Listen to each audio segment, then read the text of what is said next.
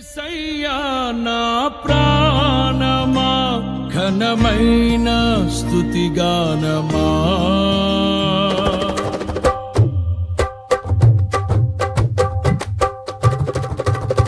యేసయ్యా నా ప్రాణమా ఘనమైన స్తుతిగానమా అద్భుతమైన నీ ఆదరణే ఆశ్రయమైన నీ సంరక్షణయే నన్ను నీడగా వెంటాడెను నే ఆలయక నడిపించెను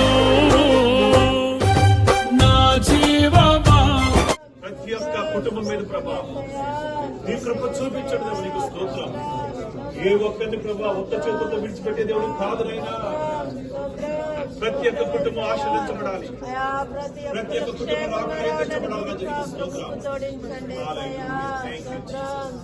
మరి అదేవిధంగా మరి స్టేజ్ సెటప్, లైటింగ్, మీడియా